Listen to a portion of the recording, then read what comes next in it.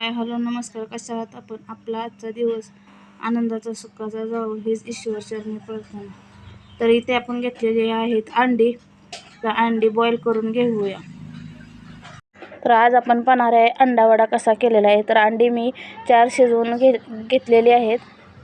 तर इथं मी बेसन पीठ घेतलेले आहे आणि मळून घेतलेले आहे. त्यात चवीनुसार मीठ टाकलेलं आहे, थोडासा ओवा आणि थोडासा सोडा टाकलेला आहे.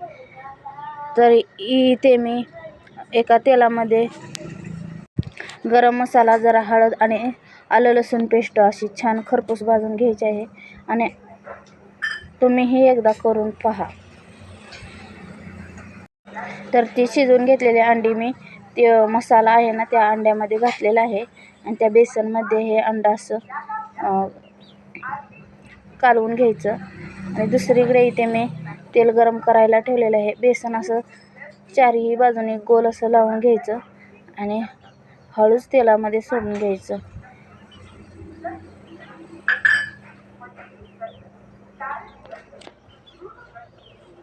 तर हा अंडा वडा तुम्ही ब्रेड किंवा पावासह सोबत खाल्ला तरी चालतो किंवा कोरडा असा खाल्ला तरीही चालतो.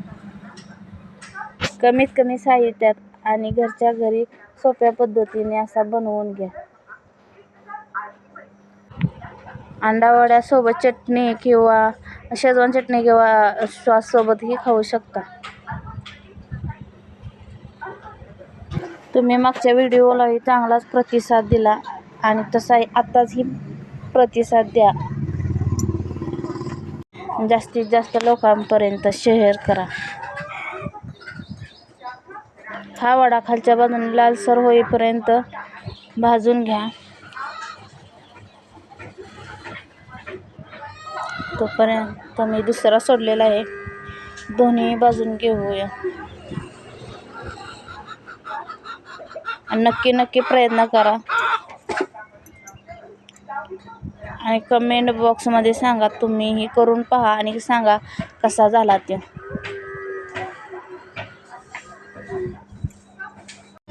तर इथे घेतलेले आहे वड्याने पलटी.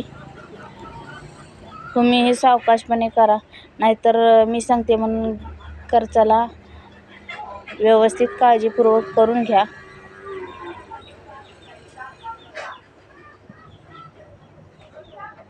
तोपर्यंत आपली व आपल्या परिवाराची काळजी घ्या आणि पुन्हा भेटू नवीन एका व्हिडिओमध्ये. चॅनलला नवीन कोण असेल त्यांनी सबस्क्राईब करून घ्या. तर आजचा हा व्हिडिओ कसा वाटला तो नक्की सांगा. तर व्यवस्थितपणे भाजत आलेला आहे. तर आपली अंडा वडा तयार झालेला आहे. तुम्ही पण या खायला.